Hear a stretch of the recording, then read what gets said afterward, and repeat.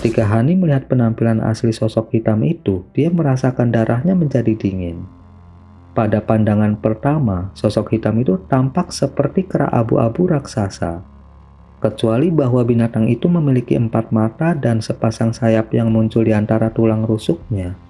Dia membawa sebatang kayu hitam legam di satu tangan saat dia menyerbu ke arah desa.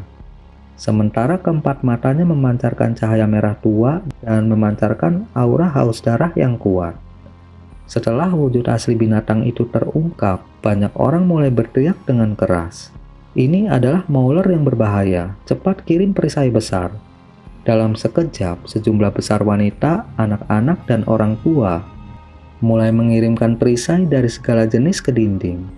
Tetapi segera setelah itu, mereka mulai dengan bingung melarikan diri dari dinding ketika binatang besar itu datang dalam jarak 300 meter dari desa.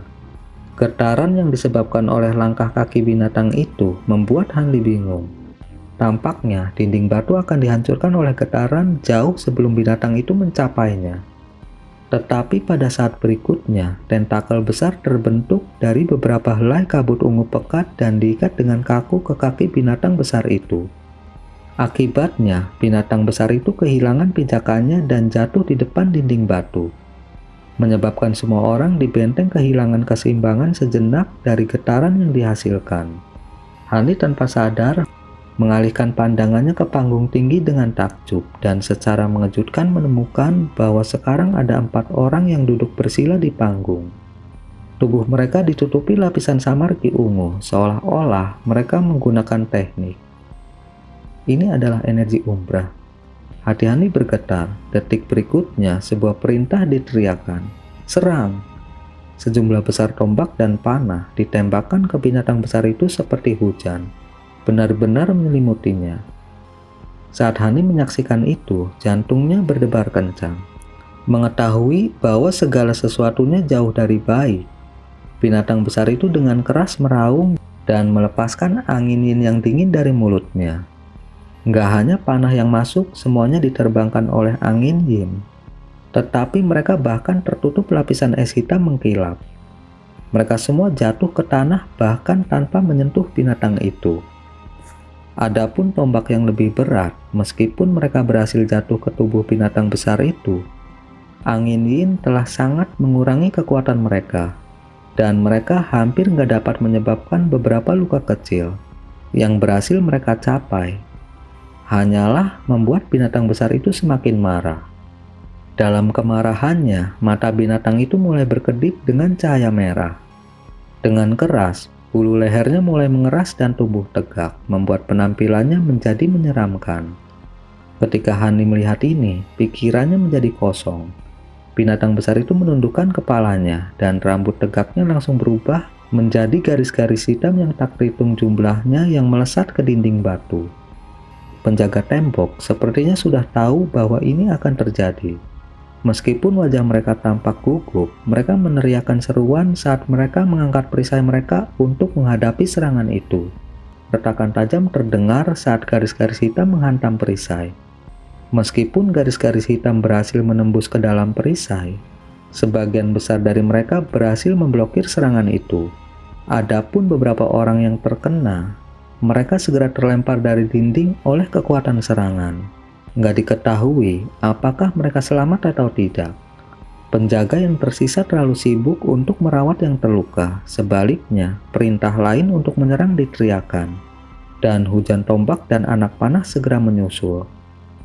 Tapi seperti waktu sebelumnya, binatang besar itu berhasil menjatuhkan sebagian besar proyektil dengan angin yin. Namun, tampaknya binatang itu hanya mampu mengeraskan rambut di lehernya. Jadi meskipun dia terus berteriak keras sebagai tanggapan atas serangan itu, dia hanya mampu merangkak ke depan saat dia berjuang. Itu nggak lagi memiliki metode untuk menyerang balik. Adapun tentakel yang terbuat dari kabut ungu, mereka terus menahan kakinya dengan kuat di tempatnya tanpa sedikit pun melemah. Saat serangan berlanjut selama 6 gelombang, binatang besar itu tampaknya kehabisan angin yin dan gak bisa melanjutkan perlawanannya. Sejak saat itu, panah dan tombak menyerang dengan frekuensi yang semakin besar, menusuk ke tubuh binatang besar itu. Saat ini berlanjut, binatang itu menderita luka ringan dan aumanya yang marah semakin bersemangat karena terus-menerus menumbuk balok hitam besar ke tanah, mengisinya dengan lubang. Saat Hani menyaksikan kekuatan dan daya tahan yang luar biasa dari binatang itu, dia secara nggak sadar menjadi agak takut akan hal itu. Seolah-olah sudah direncanakan sebelumnya, sekelompok pria yang sangat kekar dan kuat dengan cepat bergegas ke dinding batu. Selain beberapa tombak sepanjang 12 meter yang mereka pegang di tangan mereka nggak membawa apa-apa lagi. Orang-orang ini masing-masing mulai mengangkat tombak dalam gerakan latihan segera setelah mereka tiba di dinding, dan dengan keras meluncurkannya ke arah binatang besar itu. Tembakan kuat ini merobek udara, membuat Hani terkejut dengan angin yang mereka hasilkan. Masing-masing dari orang-orang ini harus memiliki kekuatan batin yang kuat untuk dapat melemparkan tombak dengan mudah. Sementara setiap tombak terbang melintasi langit dengan kecepatan dan kekuatan yang luar biasa.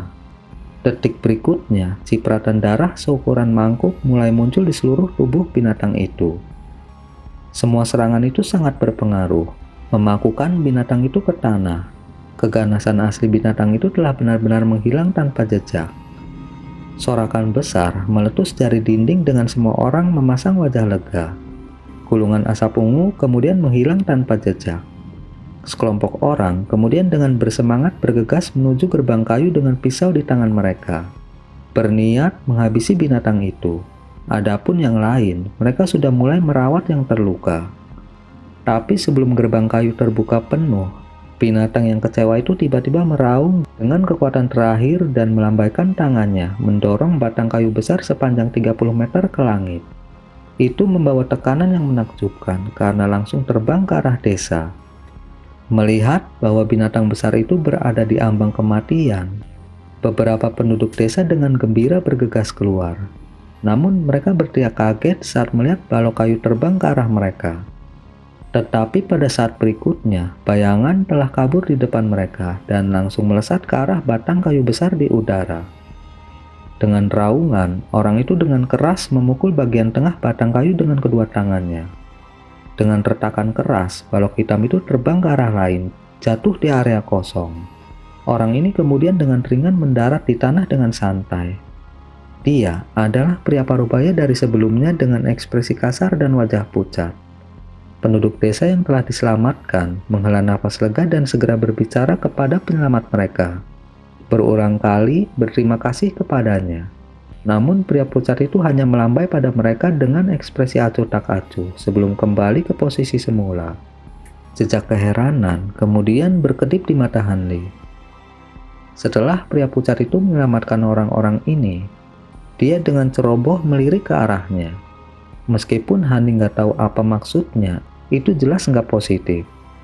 Hani mengerutkan kening, dan saat dia merenungkan apa yang dimaksud pria itu, gerbang kayu terbuka dan beberapa puluh pria kuat keluar dari desa untuk menghabisi binatang besar itu. Namun itu nggak berakhir setelah binatang itu mati. Dengan pedang panjang mereka membelah tengkorak binatang itu dan meraba-raba di dalam darah dan mengaduk sampai mereka mengeluarkan permata hijau seukuran ibu jari. Kelompok itu bersorak setelah mereka menemukannya, begitu juga mereka yang menonton. Hani berkedip. Dia merasa permata hijau itu tampak agak akrab. Setelah menundukkan kepalanya sejenak, dia tiba-tiba teringat apa itu. Selama perjalanannya ke Balai Surgawi, dia telah menemukan banyak permata hijau serupa di reruntuhan boneka. Mungkinkah itu benda yang sama? Setelah menonton sebentar lagi, Hani tanpa kata-kata melompat dari gedung batu. Orang tua gemuk dan tetua lainnya telah kembali ke aula, dan Hanli masih memiliki banyak pertanyaan yang ingin dia tanyakan kepada mereka. Ketika Meining melihat Hanli kembali ke aula, dia mengikutinya dengan kepala tertunduk. Setelah menyaksikan pertempuran sebelumnya, dia menyadari bahaya tempat ini dan menjadi khawatir.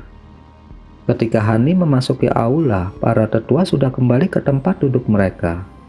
Ketika lelaki tua gemuk itu melihat Hanli masuk, dia tersenyum dan berpikir untuk mengatakan sesuatu ketika seorang lelaki jangkung dan tegap dengan cepat masuk dengan permata hijau di tangannya. Pria tegap itu meletakkan permata itu di atas meja di depan para tetua dan dengan hormat berkata, Tetua Agung, ini adalah permata binatang umbra Insidious Mauler. Silahkan lihat itu. Orang tua itu melirik permata itu dan dengan gembira berkata, "Kami telah membuat kalian semua mengalami sedikit masalah. Sebelum ini, kami mengirim Anda semua untuk mengambil keuntungan dari letusan Ki Pemadam Roh dan Anda berhasil membawa kembali ikan. Sebentar lagi, kami akan memberi Anda semua hadiah besar." "Terima kasih banyak sesepuh." Pria tegap itu memasang ekspresi terkejut, senang, dan mundur dari aula dengan ekspresi puas. Hani berdiri di samping dan menyaksikan semua itu dengan ekspresi terpisah. Binatang aneh yang kalian berdua saksikan adalah binatang umbra yang dikenal sebagai Insidious Mauler. Pasti sangat mengejutkan kalian berdua.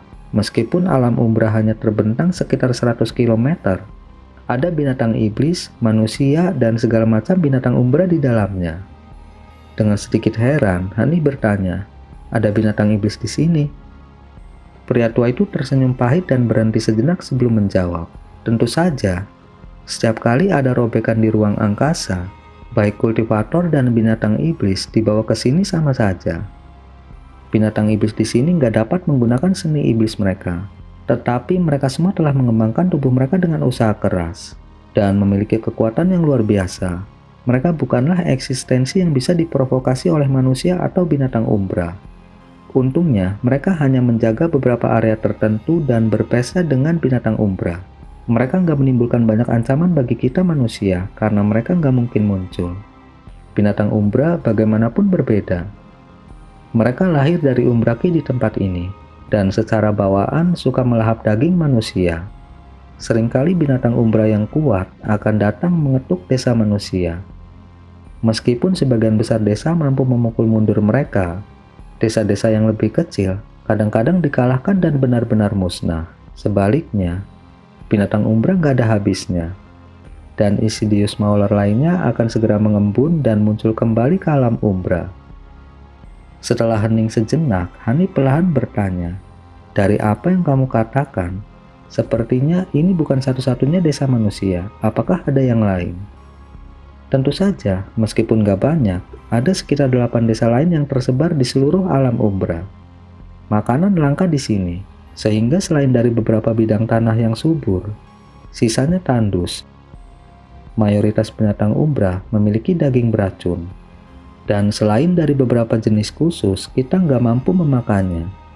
Meskipun binatang iblis dapat memakannya, manusia akan binasa saat memakannya.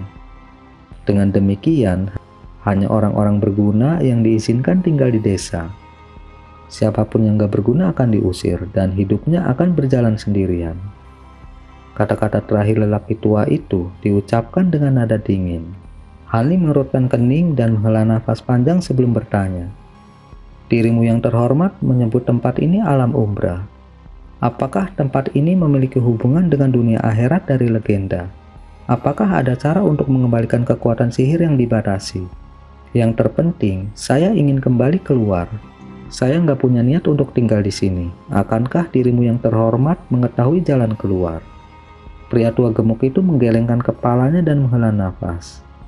Mayoritas manusia di dunia ini lahir di sini, dan sebagian besar manusia yang dibawa ke sini oleh kabut hantu akhirnya dimakan oleh binatang umbra. Hanya sebagian kecil yang cukup beruntung untuk mencapai sebuah desa. Adapun teman dekat dan keluarga saya sendiri, mereka semua ada di luar. Jika begitu mudah untuk kembali, mengapa kita yang selamat dari dunia luar tetap di sini dan terus hidup hari demi hari di ambang krisis? Adapun apakah tempat ini ada hubungannya dengan dunia akhirat atau tidak, siapa yang mungkin tahu? Namun, ada senior yang telah tinggal di sini lebih lama dari saya. Dan dia percaya bahwa area ini adalah celah antara dunia manusia dan dunia akhirat. Akibatnya, ada konsentrasi ki umbra yang padat, tetapi nggak ada binatang umbra yang terlalu kuat yang terbentuk. Selain itu, ada desas-desus yang dibuat-buat yang disebarkan oleh beberapa kultivator yang percaya bahwa dunia ini nggak ada hubungannya dengan dunia akhirat. Para kultivator ini percaya bahwa dunia ini sebenarnya adalah perut binatang iblis legendaris Rahu. Legenda mengatakan bahwa Rahu mampu melahap bintang dan merobek ruang angkasa. Dan dia suka menyembunyikan dirinya di dasar laut hanya muncul untuk makan. Itu seharusnya menjelaskan bagaimana kabut aneh muncul dari laut dan dapat menghubungkan dua dunia bersama-sama. Ekspresi Hani sangat berubah ketika dia mendengar ini. Rahu. Bagaimana itu mungkin? Itu jauh lebih nggak masuk akal daripada dunia akhirat. Saya nggak percaya bahwa seluruh dunia ini terkandung di dalam binatang iblis. Orang tua itu dengan santai berkata, itu benar. Ketika saya pertama kali mendengar hal ini, saya juga terkejut. Meski sulit untuk ditelan, masih ada kemungkinan itu benar. Jika air mata di ruang angkasa muncul secara berkala, maka orang mungkin berharap bahwa mereka semua muncul di tempat yang sama. Namun ini nggak terjadi. Setiap kali pendatang baru tersedot ke alam umbra, mereka semua datang dari berbagai daerah di lautan yang belum pernah didengar orang lain. Misalnya, saya berasal dari sebuah pulau kecil di Provinsi Teluk Selatan di Pengadilan Besar Jin.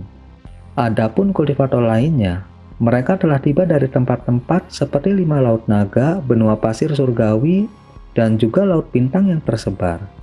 Nggak ada yang tahu dari mana orang lain berasal, tapi di sini kita semua sama. Pengadilan Besar Jin, Anda seorang kultivator negara Jin. Jejak keheranan berkedip di mata Hanli. Ketika dia berada di wilayah selatan surgawi, dia telah mendengar banyak tentang negara Jin yang terhormat. Mata lelaki tua itu berbinar. Mungkinkah kamu juga berasal dari Pengadilan Besar Jin? Hani menggelengkan kepalanya dan berkata, tidak, tapi aku telah mendengar sedikit tentang itu. Saya tahu itu adalah negara yang sangat besar, dan saya selalu ingin mengunjunginya, tetapi nggak pernah memiliki kesempatan. Orang tua itu mengungkapkan sedikit kekecewaan dan berkata, jadi seperti itu. Itu agak disayangkan. Orang tua ini benar-benar menginginkan kesempatan untuk kembali. Orang tua itu kemudian tersenyum cerah dan tertawa kecil. Rekan Taois akan tahu seperti apa dunia kultivasi yang sebenarnya jika Anda mengunjungi Jin Agung kita. Sejauh pengetahuan saya, nggak ada dunia kultivator lain yang sebanding dengan kami. Tidak bohong untuk mengatakan bahwa negara besar Jin adalah tempat suci bagi para kultivator. Hani menggosok hidungnya, tetapi meskipun ada senyum pahit di wajahnya, hatinya bergetar menanggapi kata-kata lelaki tua itu. Orang tua itu tersenyum dan terkekeh. Orang tua ini telah menyimpang dari topik. Adapun pertanyaan Anda sebelumnya tentang apakah ada metode untuk memulihkan kekuatan sihir seseorang, saya hanya dapat memberitahu Anda harus meninggalkan harapan Anda saat Anda tetap berada di alam umbra. Selain umbra ki, ada juga ki pemadaman roh di udara. Ini dilepaskan secara berkala dari kedalaman oleh letusan, menyebarkannya ke seluruh langit. Selama kultivator berada dalam jangkauannya, kekuatan dan kemampuan sihir mereka sepenuhnya disegel. Sangat beruntung bahwa Anda dibawa ke sini selama letusan ki pemadaman roh. Hanli tiba-tiba merasa murung setelah mendengar semua ini. Kalau bukan karena letusan ki pemadaman roh, dia bahkan gak akan dibawa ke sini oleh kabut hantu yang sepele. Setelah hening beberapa saat, Hani dengan kesal berkata, karena kita bisa masuk, maka pasti ada cara untuk pergi. Saya menolak untuk percaya bahwa nggak ada cara. Orang tua itu memutar-mutar janggutnya dan tanpa tergesa-gesa berkata, ya, secara teknis ada jalan keluar, tetapi itu membutuhkan bantuan. Jejak kegembiraan muncul di benak Hanli dan dia buru-buru bertanya, bantuan apa? Ini orang tua itu mengungkapkan ekspresi ragu-ragu. Ekspresi Hanli bergerak dan emosi aneh berkedip di matanya. Apa mungkinkah gak nyaman bagimu untuk mengatakannya? Pria itu meringis ketika dia melihat keduanya. Matanya kemudian menyipit dan dia berkata dengan nada yang dalam, tolong jangan salah paham. Nggak ada gunanya menyembunyikannya. Meskipun saya ingin 2 kultivator lagi untuk bergabung dengan desa, saya nggak sengaja mempersulit Anda.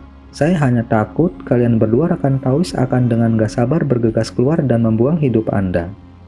Setelah Hani mendengar ini, dia langsung terkekeh. Tetapi senyumnya segera menghilang saat dia dengan sungguh-sungguh berkata, tenanglah, meskipun saya tampak muda, saya telah berkultivasi selama bertahun-tahun. dan saya segan untuk melakukan tindakan gegabah. Jika itu benar-benar tidak mungkin, aku nggak akan mempertaruhkan nyawaku dengan sia-sia. Namun, saya masih ingin mendengar tentang metodenya. Setelah beberapa pertimbangan, lelaki tua gemuk itu menjawab, "Karena itu masalahnya, lelaki tua ini nggak akan menyembunyikannya lagi." Dia kemudian berjalan ke pintu masuk aula dan mengangkat kepalanya ke langit dengan ekspresi termenung. Manning menggigit bibir merahnya dan bertanya, "Kakak Han, apa yang harus kita lakukan? Mungkinkah Anda benar-benar ingin mendaki Gunung Angin Petir?" Kulitnya saat ini sangat pucat. Setelah dia mendengar metode untuk kembali, dia mulai putus asa, percaya bahwa itu nggak mungkin untuk dicapai. Hani menatap langit dan dengan acuh tak acuh berkata, "Aku belum terlalu memikirkannya, tapi aku tahu bahwa aku akan mencobanya pada akhirnya." Ketika Manning mendengar ini, ekspresinya bergerak. Tepat ketika dia berpikir untuk mengatakan sesuatu, seseorang tiba-tiba mendekati mereka. Itu adalah remaja berusia 16 tahun, berkulit gelap dengan ekspresi penasaran. Pemuda itu menatap mereka dan dengan elegan berkata, "Jadi kalian adalah dua pendatang baru. Saya telah menerima perintah dari para tetua untuk membawa Anda berdua ke tempat tinggal Anda. Karena Anda baru saja tiba, 3 hari makanan akan diberikan kepada Anda secara gratis. Namun, nanti Anda harus melakukan tugas, atau Anda akan dikeluarkan dari desa." Hani dengan santai berkata, "Tidak apa-apa, silahkan pimpin jalan." Pemuda itu menganggukkan kepalanya dan pergi tanpa sepatah kata pun. Gak lama kemudian, pemuda itu membawa mereka berdua ke sebuah bangunan batu yang rapi di sudut desa. Ketika Manning tiba di kamar dan melihat bahwa hanya ada satu tempat tidur yang lebar, wajahnya tiba-tiba menjadi merah. Wanita itu ragu-ragu bertanya kepada pemuda itu, "Hanya ada satu tempat tidur di sini?" Pemuda itu berkedip dan dengan rasa ingin tahu bertanya, "Jika seorang pria dan seorang wanita bersama, bukankah mereka ingin tidur di satu tempat tidur?" Setelah mendengar itu, rona merah Manning tumbuh lebih intens. Dia berpikir untuk memberikan penjelasan, tetapi dia nggak dapat mengumpulkan kata-kata untuk saat ini. Pada saat itu, Hani telah selesai memeriksa bagian luar gedung dan dengan acuh tak acuh berkata, "Kita akan tidur secara terpisah. Tolong bawakan kami tempat tidur lagi." Pemuda itu melengkungkan bibirnya. Meskipun dia agak tidak mau, dia setuju dan berjalan keluar. Setelah pemuda itu keluar, Hani segera berkata, "Silakan istirahat dulu, aku akan melihat-lihat desa." Ketika Manning mendengarnya, dia memasang ekspresi kosong dan diam-diam mengangguk. Tanpa ragu-ragu lagi, Hani berjalan keluar dari gedung dan melihat sekeliling sebelum menuju ke panggung tengah. Dia sangat tertarik dengan metode untuk mengontrol energi umbra. Nggak ada seorang pun yang berjaga di dekat panggung batu. Jadi Hani dapat dengan mudah mendekatinya. Dengan tingginya yang besar, kurangnya tangga membuatnya tampak lebih menjulang dari yang dia duga. Hani berjalan beberapa kali di sekitar panggung batu dan dengan mudah naik ke atasnya. Hani berjalan di panggung dan dengan penasaran memeriksa piringan batu dengan sedikit keheranan. Piringan itu lebarnya lebih dari 3 meter dan diletakkan rata di atas panggung. Ada banyak pola dekoratif aneh yang diukir di dalamnya, bersama dengan banyak karakter jimat yang mendalam. Meskipun saat ini nggak ada orang yang mengoperasikannya, itu terus-menerus memancarkan kabut ungu yang berputar ke langit dan menutupi desa. Sebagai sarjana yang mahir dalam pembuatan mantra formasi, Hani mulai mempelajari piringan batu dengan mata menyipit. Nggak lama kemudian, ekspresinya berkibar sebelum mengungkapkan jejak pencerahan. Dia kemudian mengerutkan alisnya saat dia tenggelam dalam pikirannya. Sementara Hani benar-benar terpesona, dia tiba-tiba mendengar suara asing dari belakangnya. Mungkinkah rekan Taois telah memperoleh beberapa wawasan yang mendalam? Hati Hani terguncang dan dalam hati dia mengutuk karena terkejut menyadari bahwa seseorang tanpa sadar muncul di belakangnya. Akan sangat berbahaya jika mereka bermaksud menyakitinya. Namun, itu bukan sepenuhnya kesalahan Hanli, karena biasanya dia memiliki indera spiritual yang selalu mengelilingi tubuhnya. Dia masih pelan beradaptasi dengan hilangnya kekuatan sihir dan indera spiritualnya. Hani menjadi waspada dalam hati dan berbalik tanpa berkata-kata. Seorang pria tua berambut putih dengan rambut panjang berdiri di depan Hanli. Wajahnya penuh kerutan, tapi matanya memancarkan semangat yang kuat. Dan dia saat ini menatap Hanli dengan senyum lebar. Hanli ragu-ragu bertanya, "Apakah Anda seorang kultivator?" Dia nggak bisa lagi mengatakan karena kehilangan indera spiritualnya. Orang tua itu tersenyum dan menjawab, "Saya Bao Huanxi, seorang kultivator tua dari 5 Laut Naga. Anda pasti menjadi salah satu dari 2 kultivator yang baru tiba." 5 Laut Naga. Pikiran Hanli diaduk dengan minat setelah mendengar nama itu. Ekspresi Hanli santai dan dia berkata, "Jadi ternyata itu adalah rekan Taois Bao. Nama keluarga saya adalah Han. Dan saya adalah seorang kultivator gelandangan dari Laut Bintang yang tersebar." Laut Bintang yang tersebar? Sebelumnya ada sesama Taois yang berasal dari Laut Bintang yang tersebar. Tetapi sayangnya dia tewas selama misi setelah bertemu dengan binatang umbra yang menakutkan. Bagaimanapun, ada terlalu sedikit rekan Taois yang mahir dalam pembuatan jimat. Dari seberapa dalam Anda asik saat melihat jimat batu, Anda seharusnya memiliki beberapa keterampilan di bagian itu. Pria tua itu menghela nafas dan dengan cepat mengubah topik pembicaraan. Jimat batu, apakah Anda berbicara tentang piringan? Hanli memasang ekspresi bingung. Ini adalah pertama kalinya dia mendengar hal seperti itu. Pria tua berambut panjang itu menyipitkan matanya saat dia dengan bangga berkata, "Hehe, tidak mengherankan bahwa Anda nggak akan mengetahui hal-hal seperti itu. Karena saya rasa jimat batu dan giok telah menghilang di negeri lain. Hanya beberapa sekte di 5 Laut Naga kita yang masih mampu memperbaiki jimat kuno ini." Ketika Hanli mendengar ini, ekspresi bingungnya menghilang dan digantikan dengan cemberut. Dia melirik lelaki tua itu dan berkata, "Saya benar-benar belum pernah mendengar tentang batu atau jimat giok yang pernah dibuat di dunia ini. Saya telah menghabiskan cukup banyak waktu untuk mempelajari ilmu jimat, dan karakter jimat di piringan batu membuat saya takjub. Penjelasan Anda telah menghilangkan beberapa kebingungan saya, tetapi apakah saya salah bahwa saya telah merasakan karakteristik pembentukan mantra di jimat ini?" Orang tua itu mengungkapkan sedikit keterkejutan sebelum menggosokkan kedua tangannya dan tersenyum lebar. "Saya benar-benar nggak menyangka bahwa rekan Taois mahir dalam jimat dan mantra formasi. Anda telah mendapatkan rasa hormat saya. Rekan Taoisan tidak salah. Jimat batu awan ungu ini sedikit berbeda dari jimat batu sejati. Untuk memanfaatkan energi umbra, itu diubah dengan beberapa karakteristik formasi mantra. Secara efektif, mengubahnya menjadi jimat dan formasi mantra. Tetapi sebagai hasil dari modifikasi ini, kekuatannya juga sangat berkurang." Hanli menganggukkan kepalanya dengan ekspresi termenung dan melirik lagi ke piringan batu. Jejak kebingungan muncul dari mata Hanli. "Dari apa yang kamu katakan, kamu dapat menggunakan energi umbra untuk melakukan teknik sihir dengan menggunakan permata binatang umbra dan formasi mantra. Namun, saya nggak melihat permata binatang apapun yang tertanam di dalam piringan. Mungkinkah ada hal lain yang aneh tentang jimat batu itu? Sepertinya masih banyak yang nggak diketahui oleh rekan Taois. Tentunya Anda sudah melihat Insidious Mauler mulai hari ini. Meskipun sebagian besar orang di desa mengolah seni bela diri dan telah memperoleh kekuatan daging melebihi orang biasa, nggak mungkin bagi satu orang untuk menantang binatang umbra besar dengan seni bela diri saja.